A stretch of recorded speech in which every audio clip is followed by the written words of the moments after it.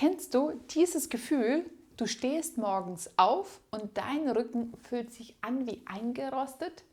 Jeder Schritt ist mühsam, der untere Rücken fühlt sich fest an und du hast das Gefühl, du müsstest dich einmal warm fahren, bevor der Tag richtig losgehen kann.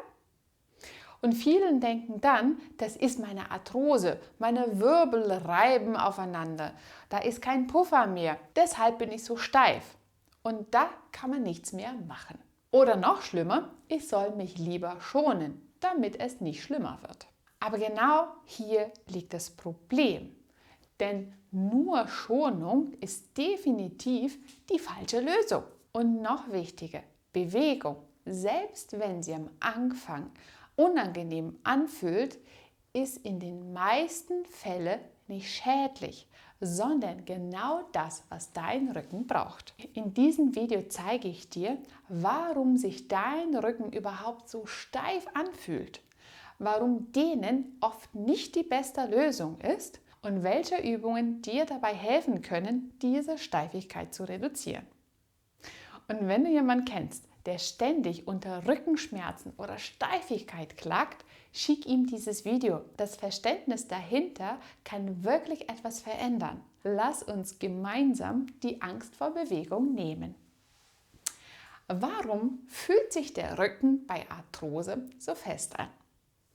Klar, die Gelenke haben sich verändert. Der Knorpel ist vielleicht dünner geworden, aber die eigentliche Steifigkeit, die du spürst, ist die Reaktion deines Körpers darauf. Nur weil im Röntgen Arthrose zu sehen ist, heißt es nicht automatisch, dass genau das deine Beschwerden verursacht. Steifigkeit hat 3 Ursachen. Die Forschung zeigt, dieses Steifigkeitsgefühl entsteht aus einer Kombination. Die Gelenksveränderungen, die Knorpelabbau, reduzierte Beweglichkeit, die muskuläre Reaktion mit der erhöhten Grundspannung und die Schutzspannung und dein Nervensystem. Bewegung wird vorsichtig gesteuert, weniger Variabilität gleich mehr Steifheit. Stell dir dein Nervensystem wie eine übervorsichtige Bodyguard vor.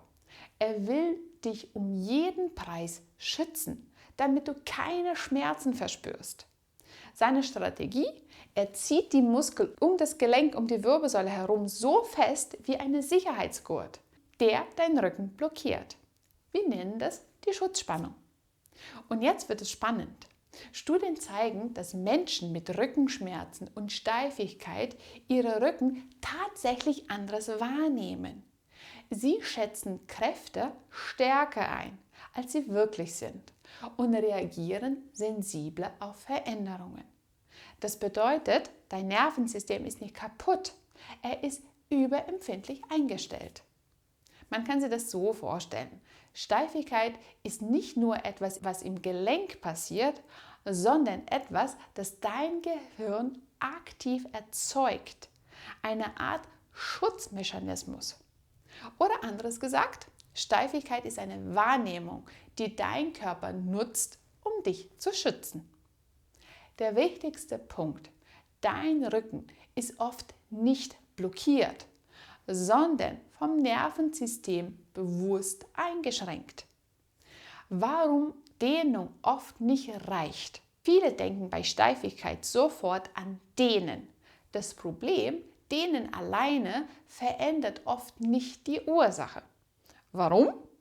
Weil die Steifigkeit nicht nur im Gewebe sitzt, sondern im Nervensystem. Studien zeigen, Kräftigungen und aktive Übungen sind effektiver als reine Dehnung bei chronischen Rückenschmerzen. Warum Bewegung der Schlüssel ist. Und genau hier kommt Bewegung ins Spiel.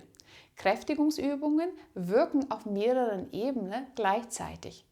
Die Muskulatur wird aktiviert, baut sie nicht ab, stabilisiert deine Wirbelsäule, deine Gelenke werden geschmeidigt, die Gelenkflüssigkeit wird besser verteilt und das Gewebe wird besser versorgt. Und das Nervensystem reduziert die Schutzspannung, weil es lernt, Bewegung ist sicher und gibt die Steifigkeit frei. Deshalb ist ganz wichtig, wir bewegen uns nicht, um locker zu machen, sondern um das System neu zu regulieren. Wenn du stärker wirst, passiert Folgendes. Dein Gehirn bekommt das Signal, ich bin stabil, ich kann die Spannung loslassen. Und genau dieses Signal wollen wir jetzt gezielt setzen mit einfachen, sicheren Übungen, die deinem Körper zeigt, Bewegung ist okay. Die nächsten Übungen, die ich dir jetzt zeigen werde, die zielen darauf, dass dein Nervensystem wieder beruhigt und deine Beweglichkeit verbessert wird. Es ist wichtig, ein Ziehen oder ein bisschen Spannungsgefühl, es gehört dazu. Wichtig ist, führe die Übungen langsam durch, damit du dir auch dieses Sicherheitsgefühl deinem Körper geben kannst. Und für die erste Übung solltest du dich in Vierfüßlerstand bewegen. Du kannst die Übung auch sehr gerne auf dem Bett machen oder auf einer weicheren Ebene. Und als erstes lässt du deine Hüfte oder deine Beine hüftbreit auseinander und deine Arme oder deine Hände sind unterhalb von der Schulter. Von dieser Position machst du erstmal einen runden Rücken, indem du dein Po reinziehst, zu dir rein bewegst, das Becken kippst, so das Schambein zum Brustbein und dann bewegt dein Gesäß nach hinten, bis du auf die Ferse sitzt. Achte darauf, dass du auf der Ferse sitzt. Dein Rücken sollte auch jetzt ganz rund werden. Bringe deine Hände nach vorne, dann hast du noch ein bisschen mehr Ziehen dran. Und dann beweg dich langsam in die Gegenrichtung und schaue nach vorne. In diese Position solltest du versuchen, auch gerne maximal in den Hohlkreuz reingehen. Dein Rücken wird rund und dann wieder Schambein zum Brustbein. Unteren Rücken ist rund und du sitzt dich wieder auf der Ferse. So weit wie du kannst nach hinten, die Hände wieder etwas nach vorne ziehen, dass du ein bisschen mehr Spannung, Dehnung erzielen kannst. Und dann rund werden, Po Richtung Decke und schön in Hohlkreuz bleiben. Und nach vorne schauen. Wieder Schambein zum Brustbein, Gesäßmuskel anspannen und dann den Po nach hinten schieben, bis du auf die Ferse sitzt. Hände wieder ein bisschen nach vorne, streck dich und dann wieder Hohlkreuz. Beweg das Becken nach oben Richtung Decke und du schaust vorwärts. Und noch ein letztes Mal. Schambein zum Brustbein, Gesäß anspannen, unteren Rücken ganz rund lassen und dann nach hinten absetzen. Die Hände bleiben fest auf dem Boden da vorne. Du ziehst die Wirbelsäule so weit wie du kannst lang. Und dann wie ein Vierfüßlerstand und der Po nach oben Richtung Decke bewegen. Diese Übung ist ein super Start, um die Beweglichkeit deiner Wirbelsäule wiederherzustellen. Führe 2 Serien davon durch mit mindestens 12 bis 15 Wiederholungen. Die nächste Übung ist eine dynamische Core-Übung. Das heißt, du wirst deinen Rumpfmuskel, die Core-Muskel, aktivieren, aber gleichzeitig unter Bewegungen. Das sorgt dafür, dass du dein Körper sich wieder sicher anfühlt und weniger Angst vor Schmerzen hat. Dafür solltest du dich auf die Seite hinlegen und du machst jetzt halt 90 Grad Schulter und Ellenbogen auf dem Boden, den oberen Arm ebenso und auch Beine 90 Grad in der Hüfte in die Beugung und auch 90 Grad im Kniebeugung. Und von dieser Position wirst du jetzt das Bein und der Arm heben und deinen Rücken drehen. So weit wie du kannst weg, um sie dann wieder zu schließen nach vorne. Behalte 90 Grad Ellenbogen und Schulter, Hüfte und Knie. Schlag das auf und dreh den Rumpf, dreh das Bein, so weit wie du kannst. Das andere Bein und der Arm sollte aber auf dem Boden bleiben. Und komm dann langsam und kontrolliert wieder zurück. Diese Übung trainierst du Hüfte, Rumpfstabilität und auch dein Chormuskel, sowohl Bauch als auch Rücken. Und dann sanft wieder zurück. 12 Wiederholungen auf einer Seite, dann gerne wieder auf. Das gleiche auch ebenfalls auf der anderen Seite. Leg dich auf den Boden, 90 Grad, Ellenbogen, Schulter, 90 Grad, Hüfte und Knie. Die andere Seite direkt da drauf. Heb den Arm, heb das Bein und dreh so weit wie du kannst. Und komm dann wieder langsam und kontrolliert zurück. Spann deinen Bauchmuskel an. Versuche den Rumpf stabil zu halten. Geh langsam in die Bewegung rein. Und komm dann langsam und kontrolliert in die Bewegung wieder zurück. Diese Übung ist besonders effektiv, wenn du Schmerzen im Rücken hast, wenn du dich im Bett drehst. Achte aber darauf, dass du zuerst die Grundspannung von deinem Chormuskel, also von dem Bauch- und Rückenmuskel, erstmal aktivierst. Bauchnabel reinziehen, so als ob du eine enge Jeanshose anziehen möchtest. Halte Arm und Bein erstmal stabil in der Luft und erst dann kontrolliert zu drehen, so weit wie du kannst, um sie dann kontrolliert wieder zurückbringen. Und ebenfalls hier solltest du 12 Wiederholungen durchführen und im besten Fall 2 Serien davon. Vor allem bei chronischen Schmerzen ist es wichtig, dass du auch ein oder andere Übungen hast, die herausfordernd sind. Wähle nicht nur leichte Übungen, weil du damit weniger Muskelkraft aufbauen kannst. Diese Übung kann zu Beginn sehr herausfordernd sein, aber auf lange Sicht wird es dir dabei helfen, einen starken Rücken- und Bauchmuskel zu bekommen. Dafür solltest du wieder in Vierfüßlerstand gehen. Beine sind hüftbreit auseinander und deine Hände direkt unterhalb von der Schulter.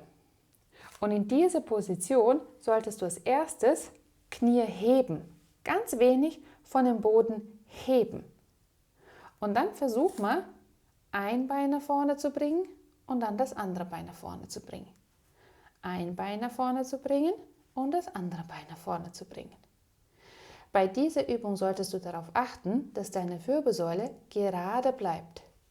Fall nicht in Hohlkreuz, werde aber auch nicht rund, sondern Wirbel bleibt gerade und du bringst nur ein bisschen ein Bein nach vorne und dann das andere.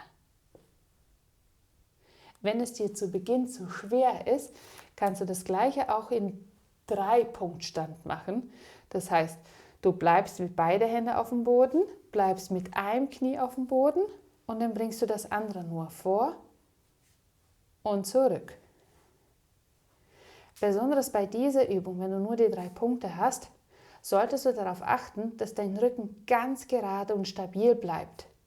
Dein Druck ist hauptsächlich zwischen den Arm und das Bein verteilt. 12 Wiederholungen und dann wieder Wechsel.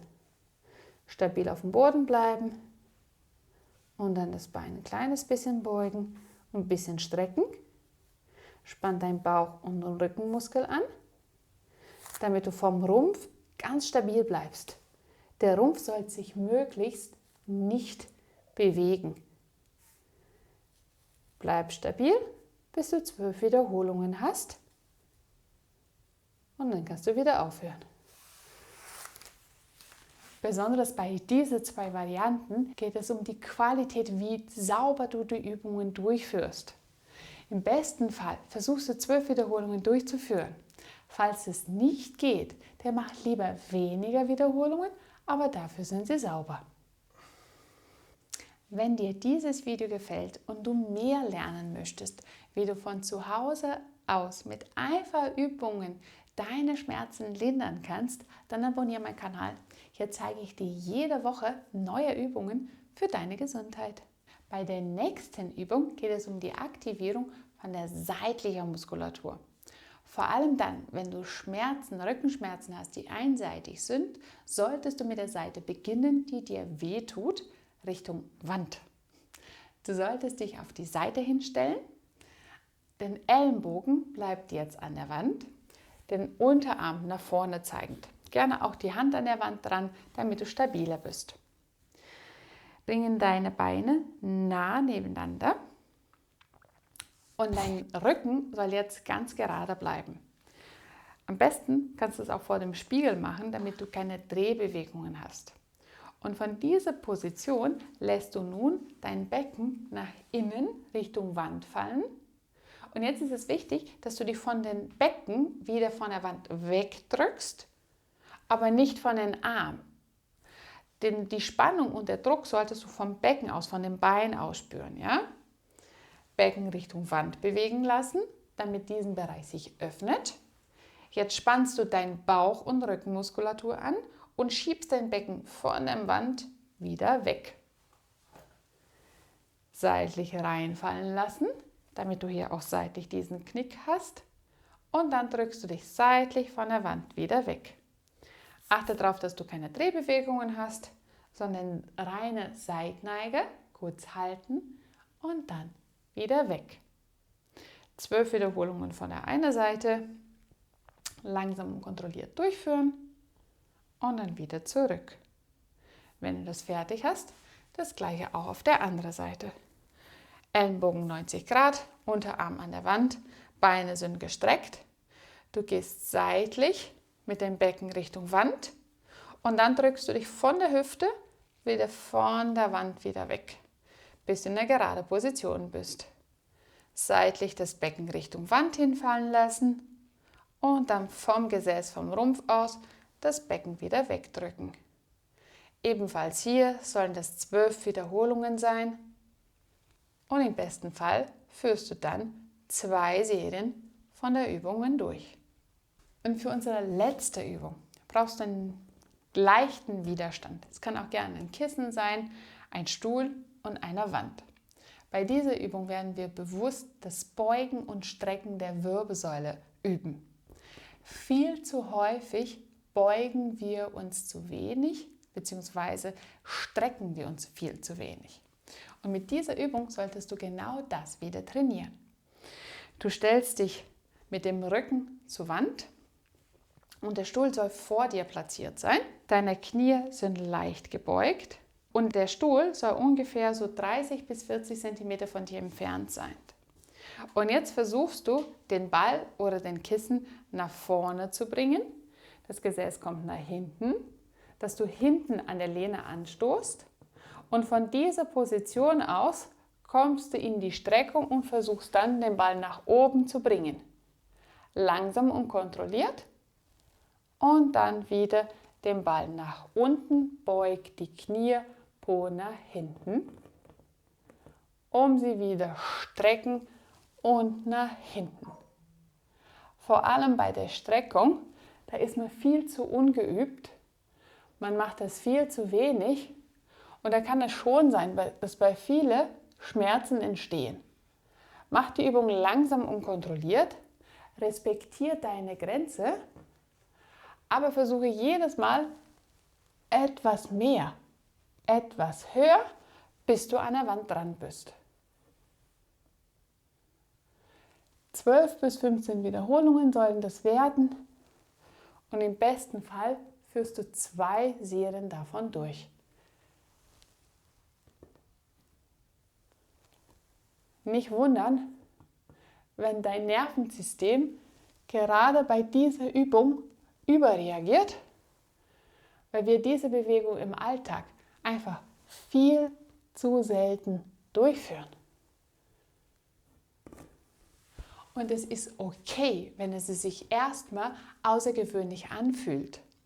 Respektiere deine Grenze, aber versuche dies auch jedes Mal etwas mehr zu erweitern. Dein Rücken wird es dir danken. Ich hoffe, dieses Video hat dir gefallen. Ich danke dir fürs Zuschauen und wir sehen uns wieder beim nächsten Video. Ciao!